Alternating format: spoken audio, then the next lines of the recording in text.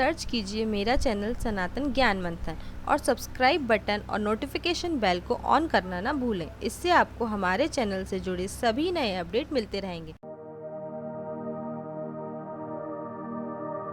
Hello friends, मेरे YouTube channel सनातन ज्ञान मंथन में आप सभी का हार्दिक स्वागत है। आशा करती हूँ आप सभी को हमारी कथाएं व रोचक जानकारियाँ पसंद आ रही होंगी। तो इसी तरह हमारे चैनल पर बने रहिए और हमारी सभी वीडियो को अंत तक ज़रूर देखते रहिए। फ्रेंड्स, आज की कथा भगवान सूर्य देव के प्रसिद्ध मंदिर से संबंधित है, जो कि कोणार्क में स्थित है। क्या है इसके पीछे का रहस्य, तो शुरू करते हैं फ्रेंड्स। सनातन धर्म के आदि पंच देवों में भगवान सूर्य नारायण भी आते हैं। वहीं आदि पंच देवों में से कलयुग में सूर्य ही प्रत्यक्ष देव है। हिंदू धर्म के वेदों में भी सूर्य की पूजा के बारे में बताया गया है। वहीं हर प्राचीन ग्रंथों में सूर्य की महत्ता का वर्णन किया गया है। ज्योतिष भी सूर्य देव को ग्रहों का राजा मानते हैं। सूर्य को हिंदू पौराणिक कथा के अनुसार ब्रह्मांड की आत्मा माना गया है। ऐसे में माना जाता है कि रविवार को सूर्य देव की पूजा से सभी मनोकामनाएं पूर्ण होती हैं। इनकी उपासना से स्वास्थ्य, ज्ञान, सुख, पद, सफलता, प्रसिद्धि आदि की प्राप्ति होती है। सूर्य देव की पूजा में कुमकुम या लाल चंदन, लाल फूल, चावल, दीपक, तांबे की थाली, तांबे का लोटा आदि होना जरूरी है।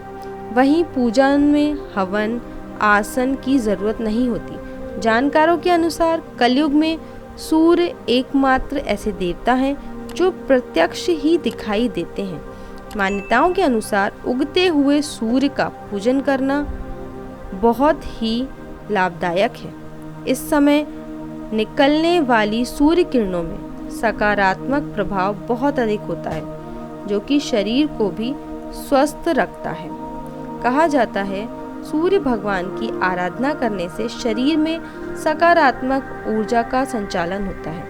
हिंदू धर्म में सूर्य ही एक ऐसे देवता हैं जो प्रत्यक्ष रूप से आंखों के सामने है। हम सूर्य भगवान की आराधना उनको देखकर कर सकते हैं। तो फ्रेंड्स, आज हम आपको ओडिशा में स्थित कोणार्क के सूर्य मंदिर के बारे में बताने जा रहे हैं। यह मंदिर भगवान सूर्य को समर्पित है, जो भारत की प्राचीन धरोहर में से एक है। इस मंदिर की भव्यता के कारण ये देश के सबसे बड़े 10 मंदिरों में गिना जाता है।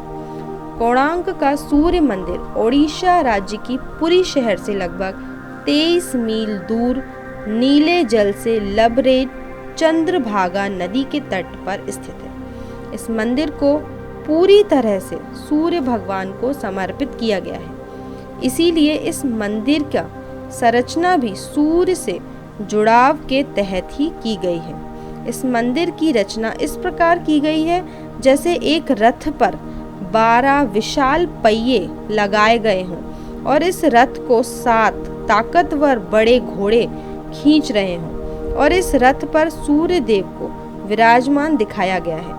यह मंदिर से आप सीधे सूर्य भगवान के दर्शन कर सकते हैं। मंदिर के शिखर से उगते और ढलते सूर्य को पूर्ण रूप से देखा जा सकता है। जब सूर्य निकलता है तो मंदिर से यह नज़ारा बेहद ही खूबसूरत दिखता है। ऐसा लगता है जैसे सूरज से निकली लालिमा ने पूरे मंदिर में लाल नारंगी रंग बिखेर दिए हों। वही मंदिर के आधार को सुंदरता प्रदान करते 12 चक्र साल के 12 महीनों को परिभाषित करते हैं और हर चक्र 8 अरों से मिलकर बना है, जो अर दिन के 8 पहरों को दर्शाते हैं। यहाँ पर स्थानीय लोग सूर्य भगवान को बिरंची नारायण कहते हैं। यह मंदिर अपनी अनूठी वास्तुकला के लिए दुनिया भर में मशहूर है और ऊंचे प्रवेश द्वारों से घिरा हुआ है।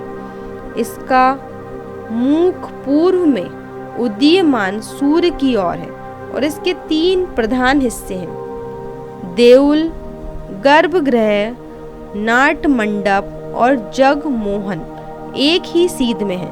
सबसे पहले नाट मंडप में प्रवेश द्वार है, इसके बाद जगमोहन और गर्भगृह एक ही जगह पे स्थित है। इस मंदिर का एक रहस्य भी है जिसके बारे में कई इतिहासकारों ने जानकारी इकट्ठी की है। कहा जाता है कि श्री कृष्ण के पुत्र साम को श्राप से कोढ़ रोग हो गया था।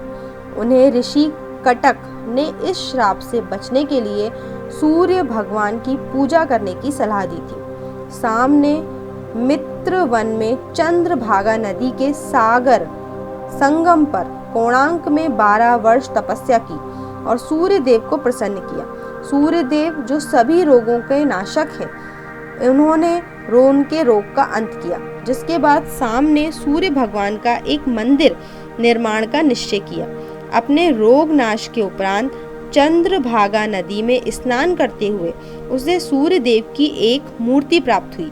यह मूर्ति सूर्य देव के शरीर के ही भाग से देव शिल्पी श्री विश्वकर्मा ने बनाई थी। साम ने अपने बनवाए मित्रवन में एक मंदिर में इस मूर्ति को स्थापित किया। तब से यह स्थान पवित्र माना जाता है। कई आक्रमणों और नेचुरल डिजास्टर के कारण जब मंदिर खराब होने लगा तो 1901 में उस वक्त के गवर्नर ने चारों तरफ दरवाजों पर दीवारें उठवा दी और इसी तरह पूरी तरह रेत से भर दिया ताकि ये सलामत रहे और इस पर किसी भी डिजास्टर का प्रभाव ना पड़े। इस काम में 3 साल लगे।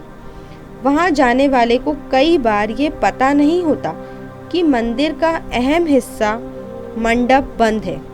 बाद में आर्कियोलॉजिस्ट ने कई मौकों पर इसके अंदर के हिस्से को देखने की ज़रूरत बताई और रेत निकालने का प्लान बनाने की बात भी कही गई। यह मंदिर 2 भागों में बना हुआ है, जिसमें से पहले भाग नट मंदिर में सूर्य की किरणें पहुंचती थी और कहा जाता है कि कांच या हीरे सरीखे धातु से वो इस मंदिर की प्रतिमा पर पड़ती थी, जिससे इसकी छटा देखते ही बनती है।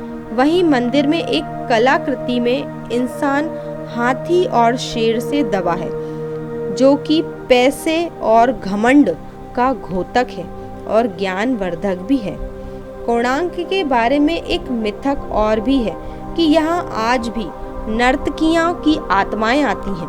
अगर कोणार्क के पुराने लोगों की माने तो आज भी यहाँ आपको शाम में उन नर्तकियों के पायलों की झनकार सुनाई देती है, जो कि कभी राजा के दरबार में नृत्य किया करती थी। इसमें एक चमत्कारी बात यह भी है कि इस मंदिर का निर्माण एक सैंडविच के तौर पर किया गया है, जिसके बीच में लोहे की एक प्लेट थी जिस पे मंदिर के पिलर रुके हुए हैं। ऐसा भी कहा जाता है कि मंदिर के ऊपर एक 52 टन का चुंबक लगा हुआ है, जो कि इन खंभों को संतुलित रखता है। इसी के चलते भगवान सूर्य की जो प्रतिमा थी वो हवा में तैरती हुई रहती है, जिसे देखकर हर कोई हैरत में पड़ जाता है।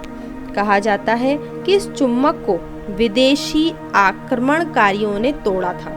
ऐसा कहा जाता है कि मंदिर के ऊपर रखे चुंबक के चलते समुद्र से गुजरने वाली नाव, जो कि लोहे की बनी होती है, इस चुंबकीय क्षेत्र के चलते क्षतिग्रस्त हो जाती है। इसलिए उस समय के नाविकों ने उस चुंबक को हटा दिया, जिसके बाद ही अंग्रेज यहाँ पर आ पाए।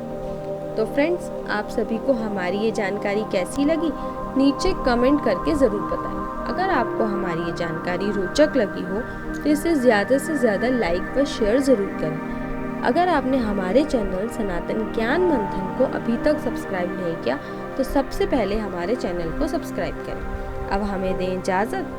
Thank you friends.